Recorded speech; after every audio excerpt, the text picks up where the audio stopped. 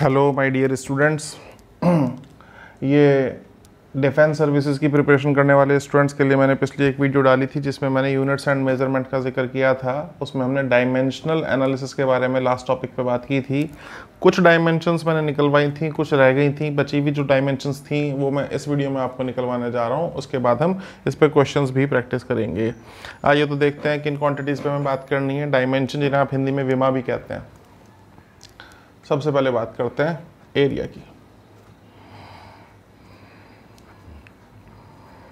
Area जिसको हिंदी में, भाई ऐसा है, मैं जो देख रहा हूँ दो तरह के स्टूडेंट्स हैं, यूपी बोर्ड वाले और एक सीबीएसई बोर्ड वाले। दोनों के मीडियम में डिफरेंस है, इसलिए इंग्लिश में बताओ तो हिंदी वालों को दिक्कत हो जाती है, हिंदी में बताओ तो इंग्लिश वालों को दिक्कत हो जाती है। इसलिए मैं दोनों लैंग्वेजेस में बताने की कोशिश कर रहा हूँ।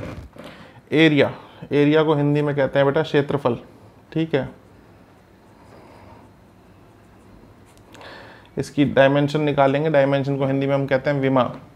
तो एरिया किसी भी चीज़ का हो, लेंथ इनटू ब्रेड्थ होता है। लेंथ भी एक तरह की दूरी है, ब्रेड्थ भी एक तरह की दूरी है। तो दोनों के लिए हम लेंथ का ही सिंबल इस्तेमाल करेंगे, यानी कि L इंटू एल, और ये हो गया L2। तो L2 is the dimensional formula for area. क्षेत्रफल का जो विमीय सूत्र आया है वो है L2। इसके अलावा बात कर सकते हैं वॉल्यूम की। वॉल्यूम हिंदी में आप कहते हैं इसको आयतन। आयतन के लिए length into breadth into height, लंबाई गुणा चौड़ाई गुणा ऊंचाई, तीनों ही एक तरह की दूरी हैं। तो L into L into L, इसका डायमेंशनल फार्मूला L3। इसके अलावा हम बात करेंगे डेंसिटी की। डेंसिटी जिसे हिंदी में आप घनत्व भी कहते हैं।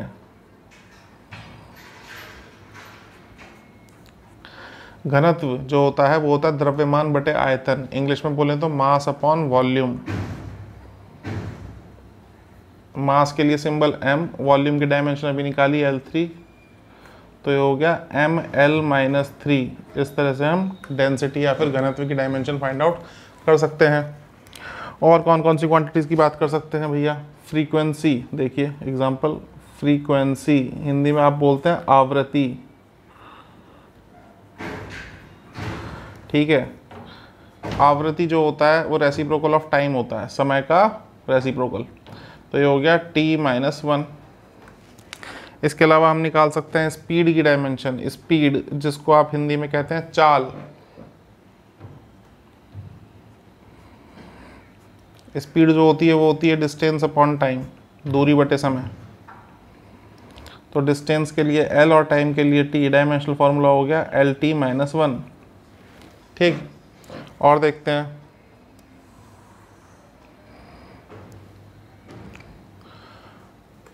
वेलोसिटी,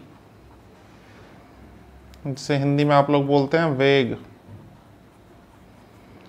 वेलोसिटी होती है डिस्प्लेसमेंट अपॉन टाइम।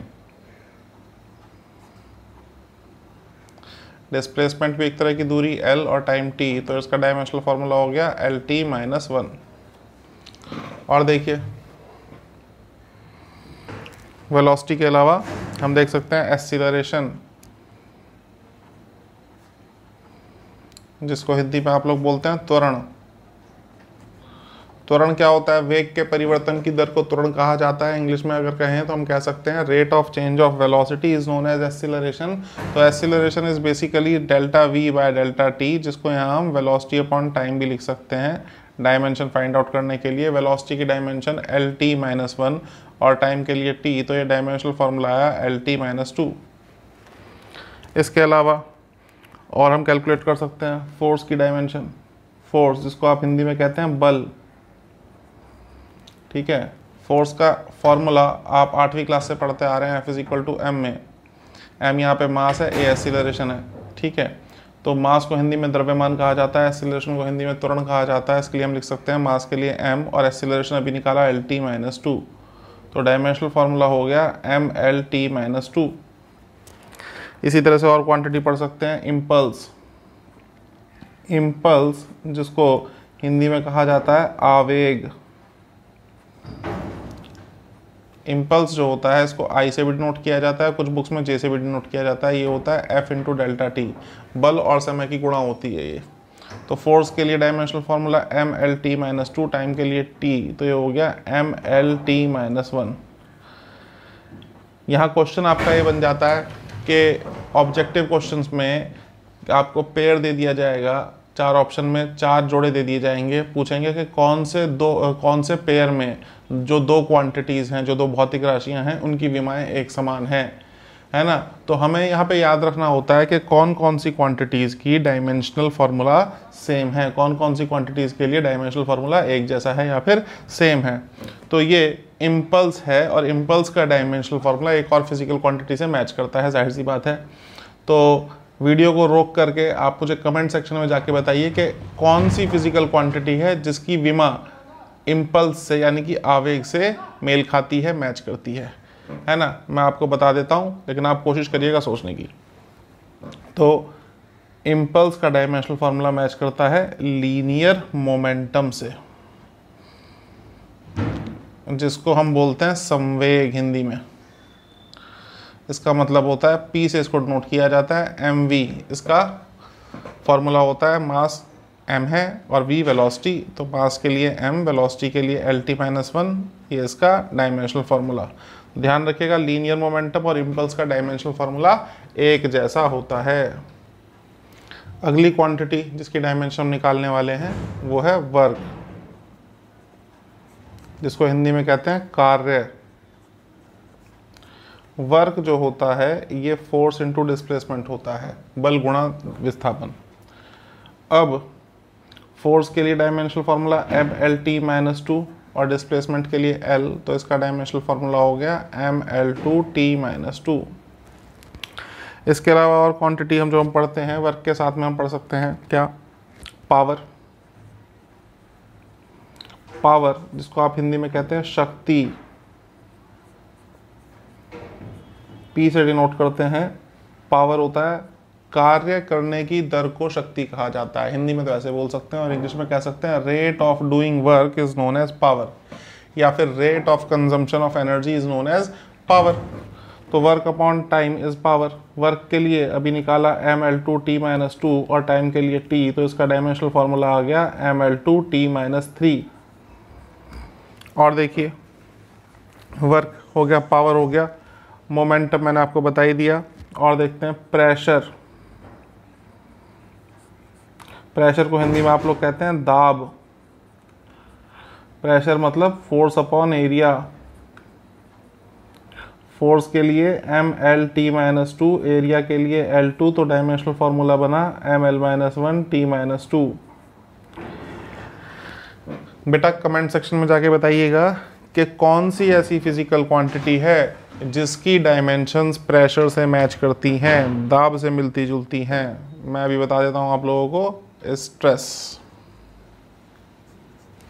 स्ट्रेस है ना, जिसको हिंदी में हम बोलते हैं प्रतिबल।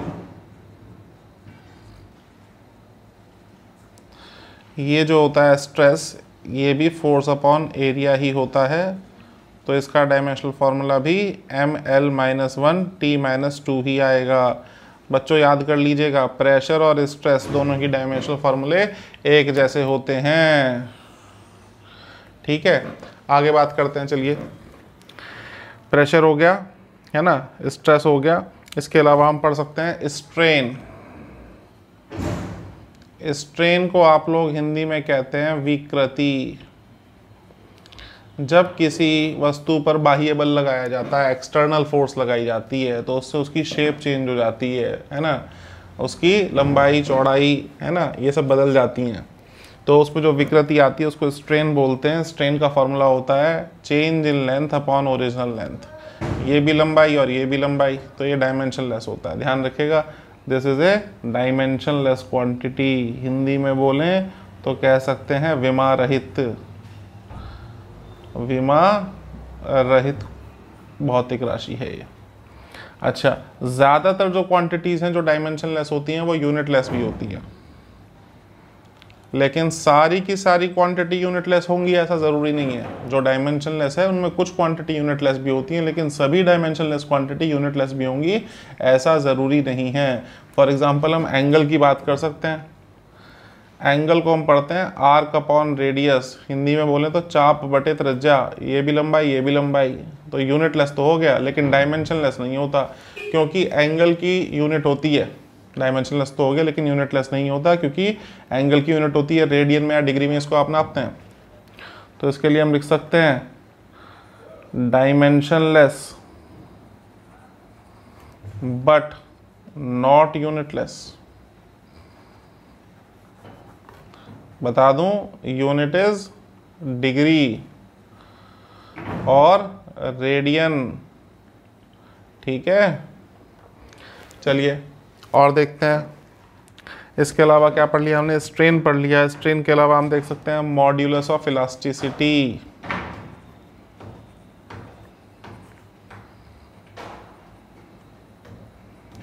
मॉड्यूलस ऑफ इलास्टिसिटी, इसको हिंदी में बोलते हैं प्रत्यास्थता गुणांक।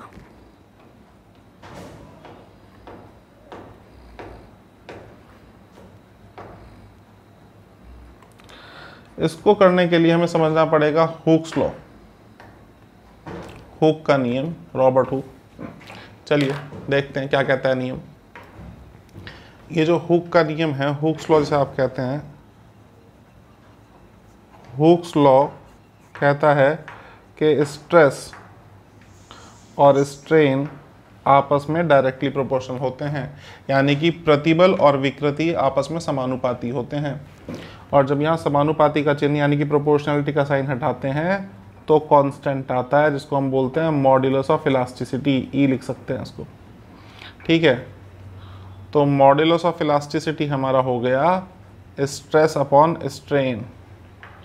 स्ट्रेस की डायमेंशन निकाली ml-1 t-2 और स्ट्रेन डायमेंशन लेस है, तो मॉड्यूलस ऑफ इलास्टिसिटी की डायमेंशनल फार्मूला जो होगा वो हमारा होता है जो प्रेशर का होता है और जो स्ट्रेस का होता है, यानी कि ml-1 t-2।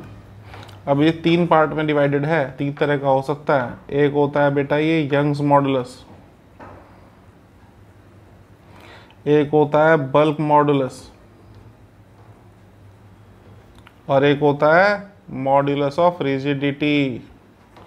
जब चैप्टर पढ़ेंगे तब इन तीनों की बात डिटेल में करेंगे, अभी समझ लीजिए तीन प्रकार का होता है। चलिए आगे चलते हैं। मॉड्यूलस ऑफ ये इलास्टिसिटी या फिर प्रत्यास्थता गुणांक के बाद हम पढ़ सकते हैं पृष्ठ तनाव, हिंदी में, इंग्लिश में बोले तो सरफेस टेंशन। देखिए अगली क्वांटिटी हमारी जो आती है वो आती है सरफेस टेंशन, जिसको हिंदी में बोलते हैं पृष्ठ तनाव। पृष्ठ तनाव फॉर्मूला क्या होता है, फोर्स अपॉन लेंथ। फोर्स यानी कि बल, लेंथ मतलब दूरी, तो फोर्स के लिए mlt-2 और लेंथ के लिए l, तो डायमेंशनल फार्मूला आ गया mt-2। अच्छा जी, इसके अलावा पढ़ सकते हैं सरफेस एनर्जी, ठीक है। सरफेस एनर्जी का मतलब पृष्ठ ऊर्जा। बच्चों ध्यान रखना, नाम में ही ऊर्जा है, ऊर्जा नहीं है वैसे, ये एनर्जी अपॉन एरिया होता है। ऊर्जा प्रति इकाई क्षेत्रफल है ना, तो एनर्जी के लिए तो ml-2 और एरिया के लिए L2, तो डायमेंशनल फार्मूला mt-2। यहाँ पे भी ध्यान देने वाली बात यह है कि जो दोनों क्वांटिटी हैं सरफेस टेंशन और सरफेस एनर्जी, दोनों का डायमेंशनल फार्मूला एक जैसा है, बिल्कुल सेम है, तो आप याद कर लीजिए, काम आएगा आपके, ठीक है। चलिए आगे देखते हैं और किस क्वांटिटी के बारे में हम पढ़ सकते हैं। अगली क्वांटिटी जो हम पढ़ने जा रहे हैं वो है वेलोसिटी ग्रेडियंट।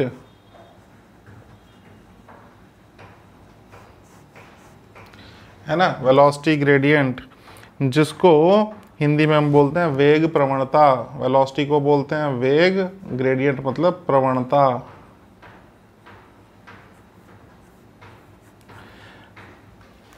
बेटा कोई भी चीज या तो नियत हो सकती है, या चर या अचर, या कांस्टेंट या वेरिएबल। तो जब कोई चीज बदलती है और किसी दूसरी क्वांटिटी के साथ बदलती है तो हम कहते हैं ये उसका फंक्शन है। मैथ्स में आप ऐसा पढ़ते हैं। अब वो समय पे भी निर्भर कर सकती है, दूरी पे भी निर्भर कर सकती है। अब तो चीज़ें जब परिवर्तित होती हैं तो उनके परिवर्तन होने का जो रेट है, जो दर है, वो समय पे निर्भर कर सकता है या फिर दूरी पे निर्भर कर सकता है। इंग्लिश में अगर मैं कहूँ तो ऐसा कह सकता हूँ कि कोई भी फिजिकल क्वांटिटी या तो टाइम के साथ चेंज होती है या डिस्टेंस के साथ चेंज होती है।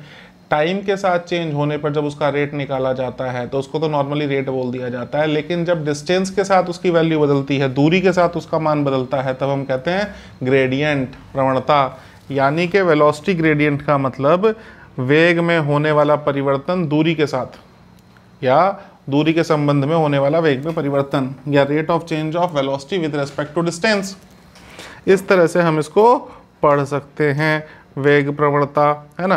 तो वेग प्रवणता का मतलब क्या हो गया, वेलोसिटी अपॉन डिस्टेंस। तो वेलोसिटी तो भैया LT-1 और डिस्टेंस L तो डायमेंशनल फॉर्मूला आ गया T-1। इसी तरह से मिलती जुलती और भी क्वांटिटी हो सकती है वेलोसिटी ग्रेडियंट के अलावा, जैसे pressure gradient. Pressure gradient, pressure gradient Hindi में बोलते हैं दाब प्रवणता, ठीक है। इसका मतलब आप समझ ही गए होंगे, प्रेशर अपॉन डिस्टेंस। प्रेशर हम थोड़ी देर पहले ही निकाल चुके हैं, mL-1 T-2, डिस्टेंस के लिए L, तो ये हो गया आपका क्या, दाब प्रवणता कितना हो गया, mL-2 और T-2। इसी के साथ हम और भी क्वांटिटी इसके जैसी मिलती जुलती पढ़ सकते हैं। ये हो गया हमारा वेलोसिटी ग्रेडियंट, प्रेशर ग्रेडियंट। एक क्वांटिटी आती है आपकी प्रेशर एनर्जी।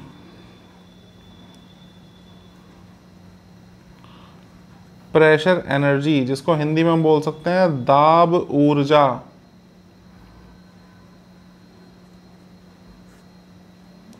ये जो है ये गुणा होती है किस किस चीज की, प्रेशर और वॉल्यूम की। प्रेशर बोले तो mL-1 T-2 और वॉल्यूम मतलब L3। तो इसका जो डायमेंशनल फॉर्मूला निकल के आया ये हो गया mL2 T-2। और ध्यान दीजिए बच्चों, कौन सी क्वांटिटी से इसका डायमेंशनल फॉर्मूला मैच कर रहा है, वर्क से मैच कर रहा है। उसके अलावा मैं बता दूं कि कोई भी एनर्जी हो, कोई भी एनर्जी हो, चाहे वो काइनेटिक एनर्जी हो, चाहे वो पोटेंशियल एनर्जी हो, चाहे वो हीट एनर्जी हो, चाहे वो प्रेशर एनर्जी हो, चाहे वो वर्क हो, इन सब के विमीय सूत्र एक जैसे होते हैं, मतलब इनके डायमेंशनल फॉर्मूले एक जैसे होते हैं। परेशान होने की ज़रूरत नहीं है, किसी भी एक का अगर आप याद कर लेते हैं तो आप बाकी सबका बता सकते हैं। प्रेशर एनर्जी, नाम में एनर्जी आ रहा है, एक तरह की ऊर्जा होती है ना, एक तरह की एनर्जी होती है, तो डायमेंशनल फॉर्मूला वही रहेगा जो बाकी सारी एनर्जी का रहता है, यानी कि mL2 T-2। इसके अलावा हम पढ़ सकते हैं coefficient of viscosity. Coefficient of viscosity को हम हिंदी में बोलते हैं श्यानता गुणांक। देखते हैं,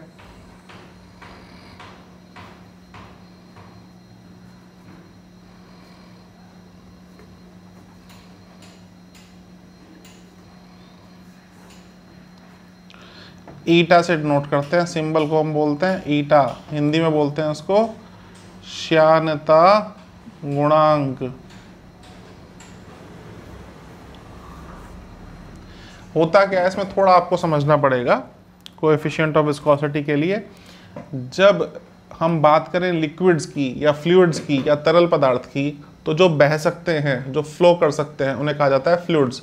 और फ्लूइड्स के अंदर क्या होता है, एक गाढ़ापन होता है जिसको हम बोलते हैं विस्कोसिटी। जैसे हम पानी की बात करें तो पानी में बहुत कम गाढ़ापन है, दूध थोड़ा गाढ़ा होता है, शहद और गाढ़ा होता है, या मोबिल ऑयल की बात करें या इंजन ऑयल की बात करें तो गाढ़ा होता है।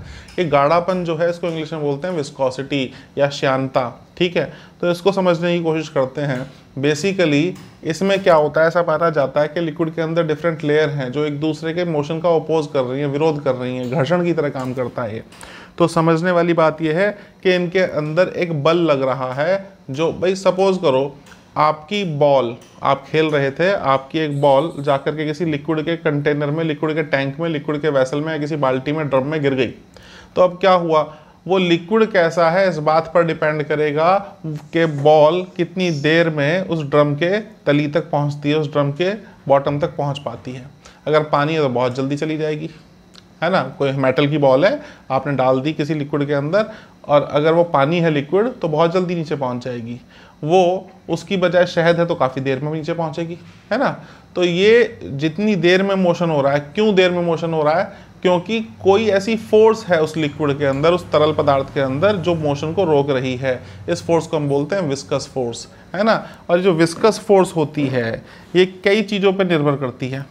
विस्कस फोर्स जो हमारी होती है ये कई चीज़ों पे निर्भर करती है। किस किस चीज़ पे निर्भर करती है, जैसे कि ये फोर्स डिपेंड करती है लिक्विड की लेयर के एरिया पे।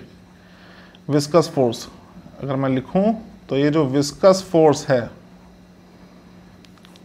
एफ कह रहा हूं मैं इसको, ये डिपेंड कर रही है एक तो एरिया पर, क्षेत्रफल पर, और दूसरा वेलोसिटी ग्रेडियंट पर, है ना। अभी बताया था, फिर लिख देता हूं मैं, dv/dx मतलब वेलोसिटी ग्रेडियंट।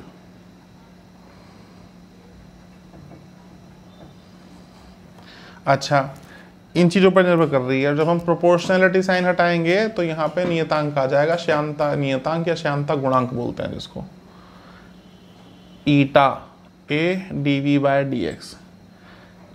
इस ईटा के लिए हमें डायमेंशन पता करनी है, तो ईटा हो गया F/a इंटू dv/dx। फोर्स के लिए mlt-2, एरिया के लिए L2 और वेलोसिटी ग्रेडियंट t-1। तो डायमेंशनल फॉर्मूला निकल कर के आया ml-1 t-1। This is the dimensional formula for coefficient of viscosity. बहुत सारे एग्जाम में बहुत बार पूछा गया, इसको ऐसे ही याद कर लें तो भी बहुत अच्छा रहेगा। बहुत इंपॉर्टेंट क्वेश्चन है ये कोएफिशिएंट ऑफ विस्कोसिटी का।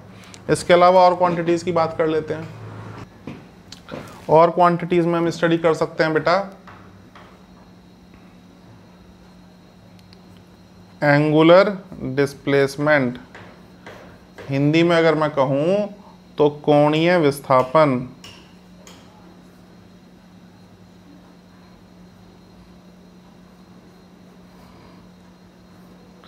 थीटा से इसको डिनोट करते हैं। जब कोई चीज वृत्तीय गति करेगी या घूर्णन गति करेगी, कहने का मतलब सर्कुलर मोशन करेगी या रोटेशनल मोशन करेगी, तो उसका विस्थापन एंगल में नापा जाता है। गोल गोल कोई चीज़ घूम रही है, यहाँ पे थी ए पॉइंट पे, यहाँ पे पहुँच गई बी पॉइंट पे, तो थीटा एंगल इसने चेंज किया। ये जो थीटा एंगल इसने चेंज किया, ये ही इसका एंगुलर डिस्प्लेसमेंट है, क्योंकि एंगल में नापा जा रहा है। ऐसा डिस्प्लेसमेंट कहलाता है एंगुलर डिस्प्लेसमेंट। हिंदी में बोल देते हैं कोणीय विस्थापन। कहने का मतलब एंगल के बारे में ही तो बताना है। तो ये हो गया हमारा आर्क अपॉन रेडियस।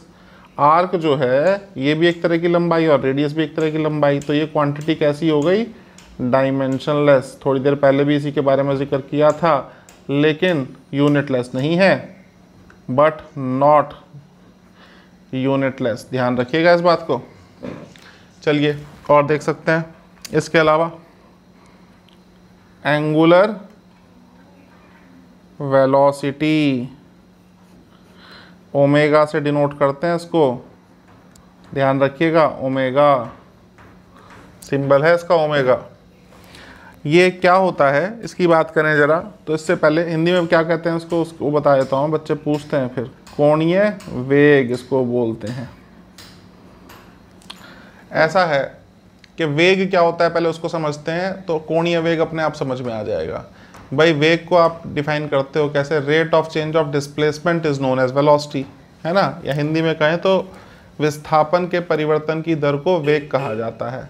अब इसमें ये एंगल जोड़ दो तो हो जाएगा एंगुलर वेलोसिटी। जैसे था rate of change of displacement is velocity, तो हम यहाँ बोलेंगे rate of change of angular displacement is angular velocity. तो ओमेगा मतलब delta theta by delta T. Delta theta तो मतलब एंगल ही हो गया, displacement, angular displacement, angle dimensionless है, और टाइम के लिए टी, तो इसका डायमेंशनल फॉर्मूला आया t-1।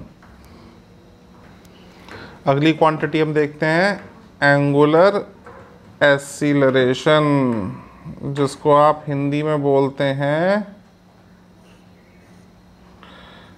कोणीय त्वरण।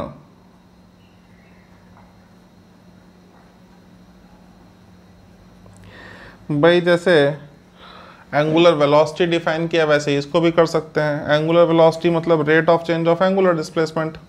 ये हो जाएगा एंगुलर एक्सीलरेशन मतलब rate of change of angular velocity. भाई वेलोसिटी क्या होती है, वेग क्या होता है ना।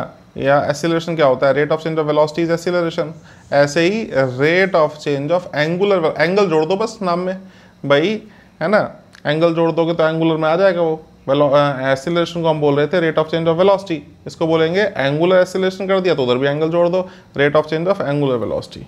तो अल्फा से इसको डिनोट करते हैं, ये हो जाता है delta omega by delta T, इसका डायमेंशन t-1, नीचे t, तो ये हो गया t-2। This is the dimensional formula for angular acceleration. अच्छा, इसके बाद और क्वांटिटी की बात करते हैं, जैसे कि मोमेंट ऑफ इनर्शिया।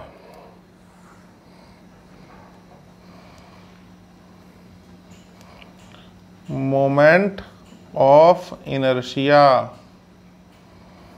आई से डिनोट करते हैं इसको, हिंदी में बोलते हैं जड़त्वाघूर्ण।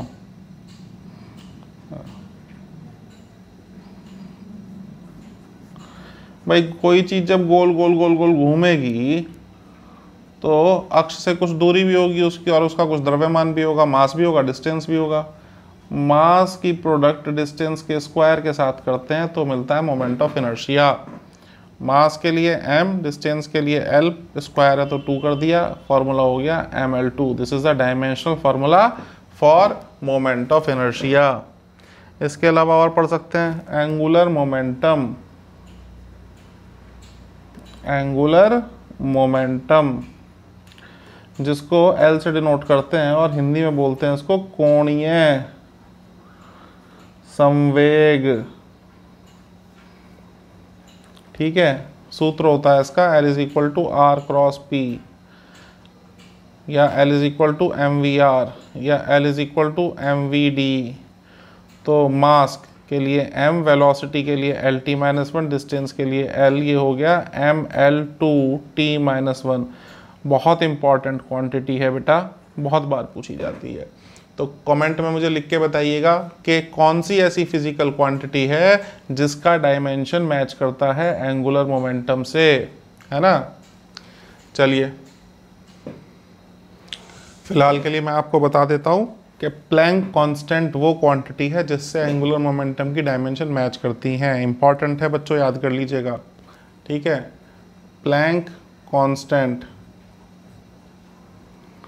हिंदी में प्लैंक नियतांक या प्लांक नियतांक बोलते हैं इसको।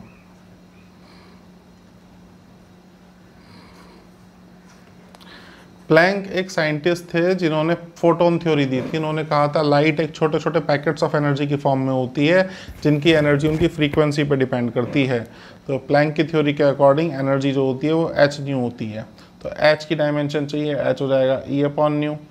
अब एनर्जी mL2T-2 और फ्रीक्वेंसी T-1, तो इसकी डायमेंशन mL2T-1। ये मैच करती हैं किससे, एंगुलर मोमेंटम से। याद कर लेना, सेम एज एंगुलर मोमेंटम। चलिए आगे चलते हैं और एक क्वांटिटी पढ़ लेते हैं भाई, टॉर्क। हिंदी में आप कहते हैं बलाघूर्ण।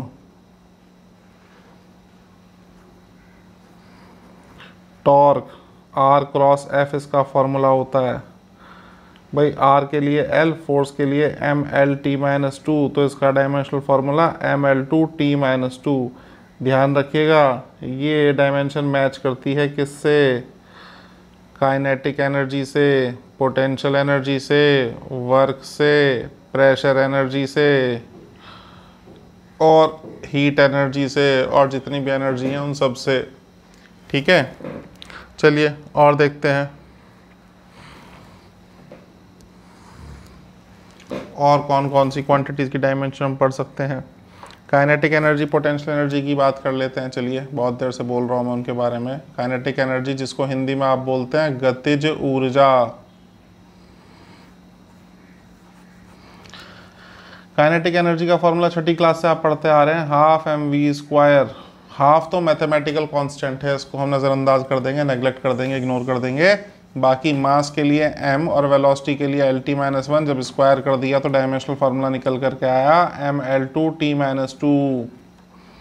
ऐसे ही पोटेंशियल एनर्जी, mgh इसका फॉर्मूला होता है मास के लिए m, g एक तरह का एक्सीलरेशन है त्वरण जिसका डायमेंशनल फार्मूला LT-2 होता है, हाइट के लिए l, तो इसका भी क्या निकल के आया ml2T-2, है ना।